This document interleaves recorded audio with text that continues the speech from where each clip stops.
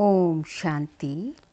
आज 22 मार्च 2025। आज के सूर्य महावाक्यों में हमारे परमपिता परमात्मा शिव कहते हैं, मीठे बच्चे, तुम्हें नशा चाहिए कि हमारा पारलौकिक बाप वंडर ऑफ द वर्ल्ड बनाता है, जिसके हम मालिक बनते हैं।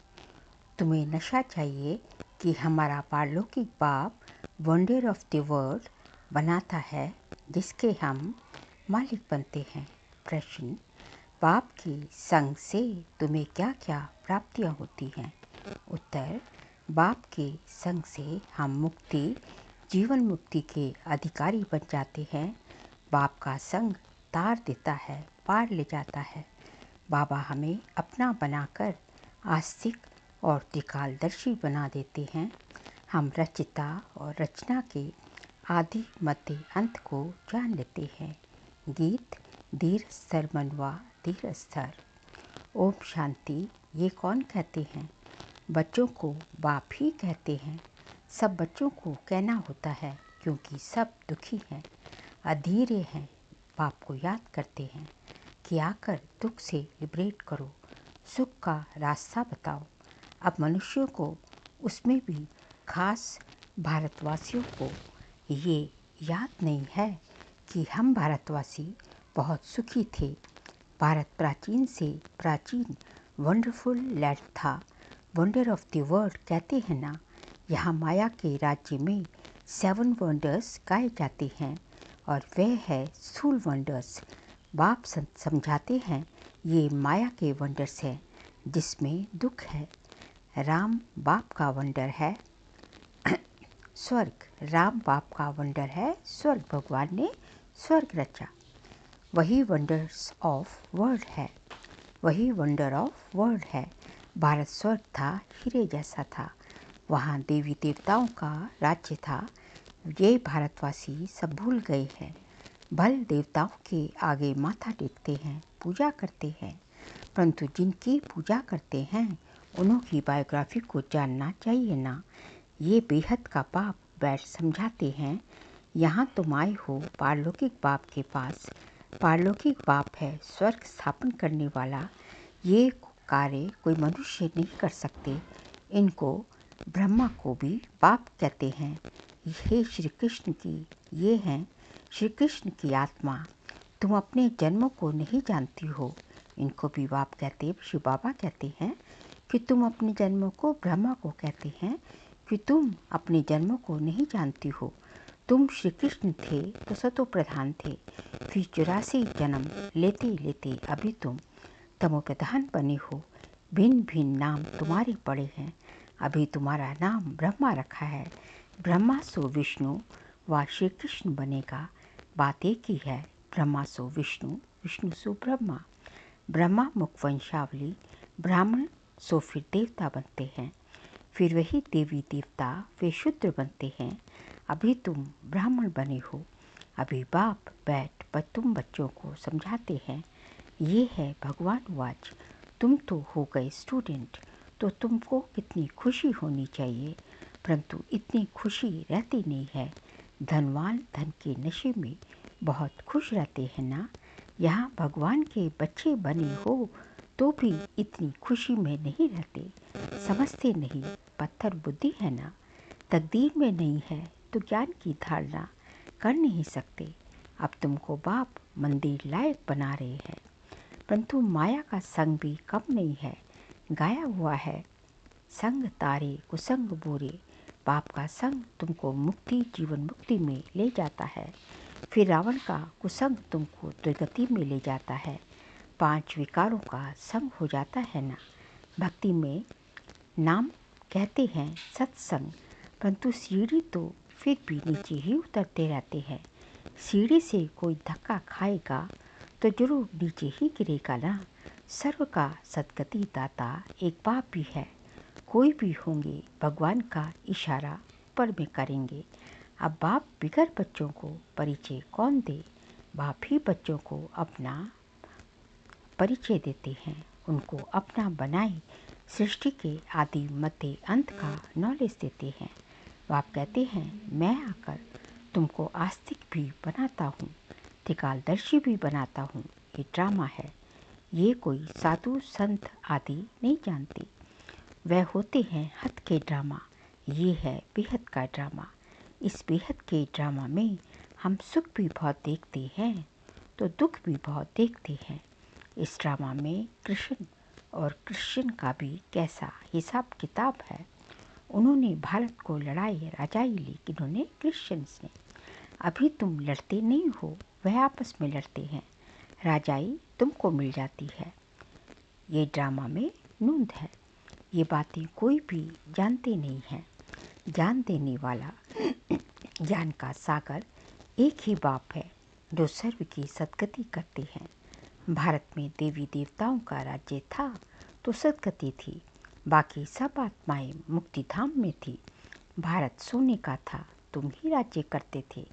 सतयुग में सूर्यवंशी राज्य था। अभी तुम सत्यनारायण की कथा सुनते हो। नर से नारायण बनने की ये कथा है। ये भी बड़े अक्षरों में लिख दो। सच्ची गीता से भारत सचखंड वर्थ पाउंड बनता है। बाप आकर सच्ची गीता सुनाते हैं, सहज राजयोग सिखलाते हैं तो वर्थ पाउंड बन जाते हैं। बाबा टोटके तो बहुत समझाते हैं, परंतु बच्चे देह अभिमान के कारण भूल जाते हैं। देह ही अभिमानी बने तो धारणा भी हो। देह अभिमान के कारण धारणा होती नहीं। बाप समझाते हैं, मैं थोड़े ही कहता हूँ कि मैं सर्वव्यापी हूँ। मुझे तो कहते भी हो तुम मात पिता, हम बालक तेरे। तो इसका अर्थ क्या हुआ? तुम्हारी कृपा से सुख खनेरे, अभी तो दुख है। ये गायन किस समय का है ये भी समझते नहीं। जैसे पक्षी चूं चूं करते रहते हैं, अर्थ कुछ नहीं समझते, वैसे ये भी चूं चूं करते रहते, अर्थ कुछ नहीं समझते। बाप बैठ समझाते हैं, ये सब है अनराइटियस।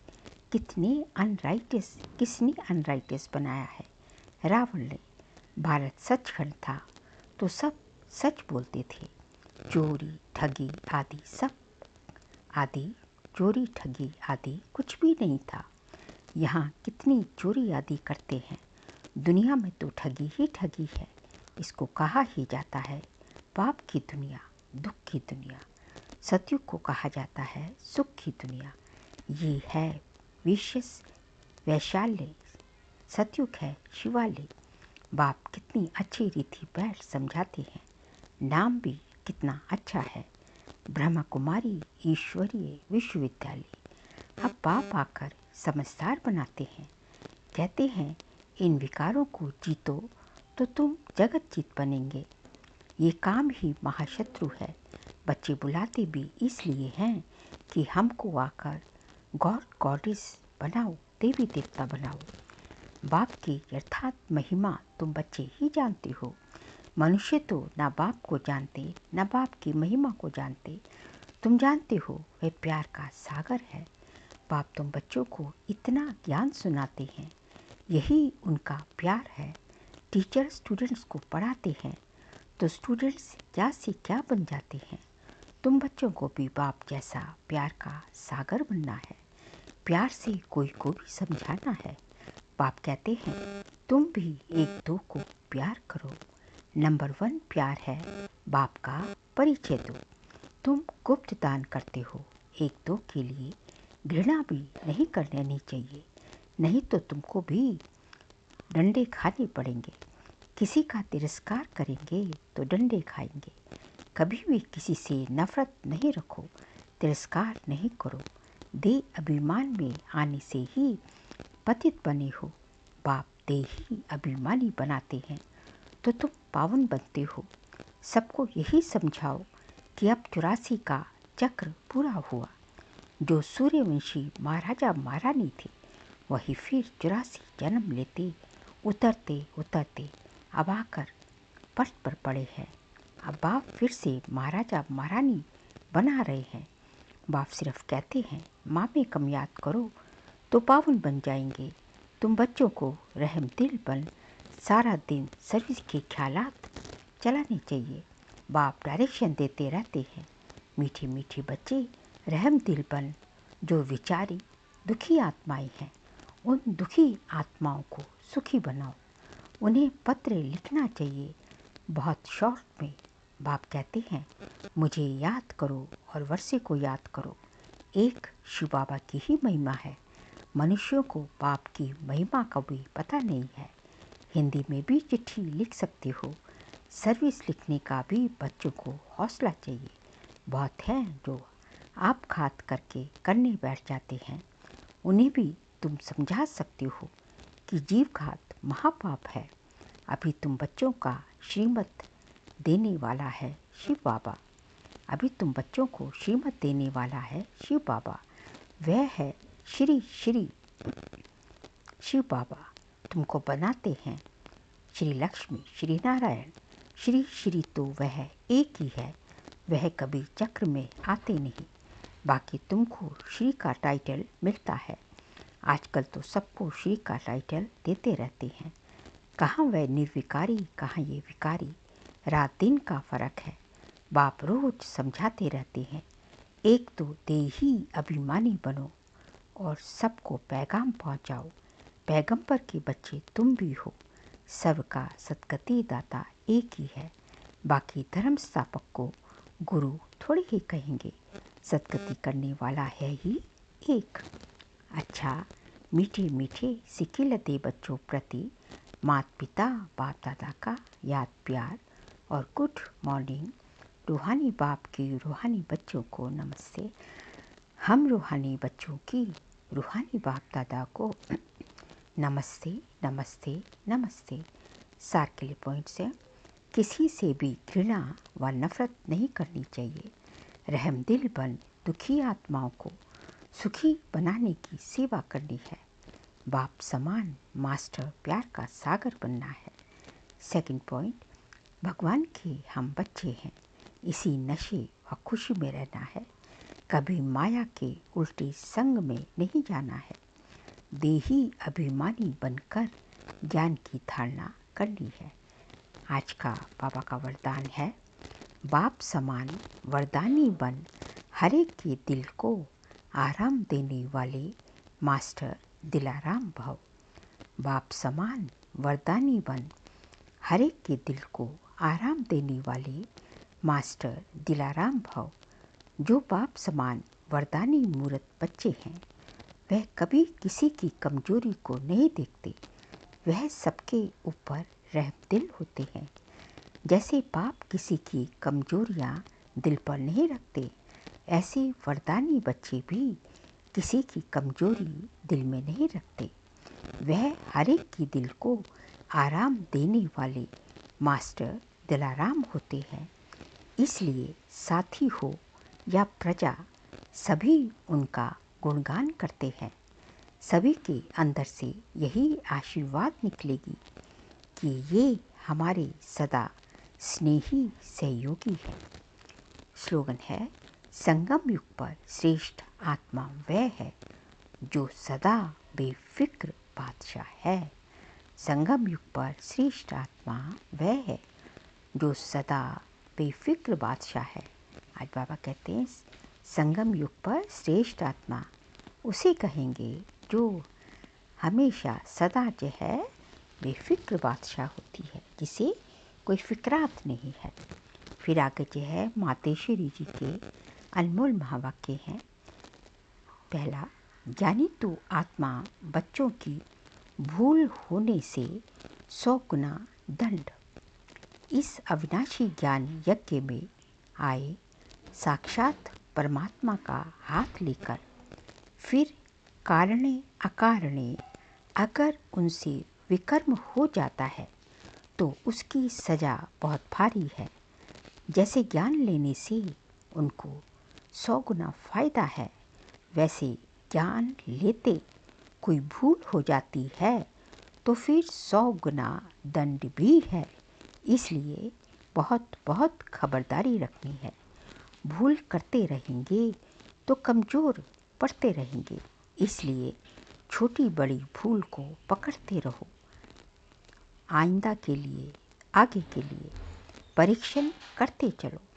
देखो, जैसे समझदार बड़ा आदमी बुरा काम करता है तो उनके लिए बड़ी सज़ा है, और जो नीचे गिरा हुआ आदमी है, कुछ बुरा काम करता है, तो उनके लिए इतनी सज़ा नहीं है। अब तुम भी परमात्मा के बच्चे कहलाते हो, तो इतने ही तुमको देवी गुण धारण करने हैं। सच्चे बाप के पास आते हो तो सच्चा होकर रहना है। सेकंड पॉइंट, लोग कहते हैं परमात्मा जानी जाननहार है। अब जानी जाननहार का अर्थ ये नहीं है कि वह सबके दिलों को जानता है, परंतु सृष्टि रचना के आदि मध्य अंत को जानने वाला है। बाकी ऐसे नहीं, परमात्मा रचता, पालन करता और संहार करता है, तो इसका मतलब ये है कि परमात्मा पैदा करता है, खिलाता है और मारता है, परंतु ऐसे नहीं है। मनुष्य अपने कर्मों के हिसाब किताब से जन्म लेते हैं। इसका मतलब ये नहीं कि परमात्मा बैठ उनके बुरे संकल्प और अच्छे संकल्पों को जानेगा। वो तो जानता है कि अज्ञानियों के दिल में क्या चलता होगा। सारा दिन मायावी संकल्प चलते होंगे और ज्ञानियों के अंदर शुद्ध संकल्प चलते होंगे। बाकी एक एक संकल्प को बैठ थोड़े ही रीड करेगा।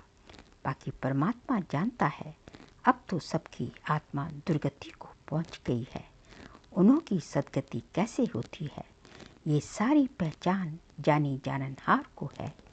अब मनुष्य जो कर्म भ्रष्ट बने हैं, उन्हों को श्रेष्ठ कर्म कराना, सिखलाना और उनको कर्म बंधन से छुटकारा देना, ये परमात्मा जानता है। क्या जानता है परमात्मा? कि मनुष्य जो कर्म भ्रष्ट बने हुए हैं, जो कर्म भ्रष्ट बन गए हैं, उन्हों को श्रेष्ठ कर्म कराना, सिखलाना और उनको कर्म बंधन से छुटकारा देना, ये परमात्मा जानता है। परमात्मा कहता है, मुझ रचता और मेरी रचना के आदि मध्य अंत की ये सारी नॉलेज को मैं जानता हूँ। वह पहचान तो तुम बच्चों को दे रहा हूँ। अब तुम बच्चों को उस पाप की निरंतर याद में रहना है, तभी सर्व पापों से मुक्त होंगे, अर्थात अमरलोक में जाएंगे। अब इस जानने को ही जानी जाननहार कहते हैं। अच्छा, ओम शांति। फिर मार्च मास का व्यक्त इशारे का सब्जेक्ट है सत्यता और सभ्यता रूपी कल्चर को अपनाओ। आज का पॉइंट है, कभी भी सभ्यता को छोड़ करके सत्यता को सिद्ध नहीं करना। सभ्यता की निशानी है निर्माणता। ये निर्माणता निर्माण का कार्य सहज करती है। जब तक निर्माण नहीं बने तब तक निर्माण नहीं कर सकते, कंस्ट्रक्टिव हो नहीं सकते, जब तक मान शान से परे नहीं हुए। ज्ञान की शक्ति शांति और प्रेम है। ज्ञान की शक्ति शांति और प्रेम है। अज्ञान की शक्ति क्रोध को बहुत अच्छी तरह से संस्कार बना लिया है और यूज़ भी करते रहते हो, फिर माफ़ी भी लेते रहते हो। ऐसे अब हर गुण को, हर ज्ञान की बात को संस्कार रूप में बनाओ तो सभ्यता आती जाएगी। कैसी आएगी सभ्यता? कि हर गुण को, हर ज्ञान की बात को जो है संस्कार बनाओ अपना, तो सभ्यता आती जाएगी। अच्छा, ओम शांति।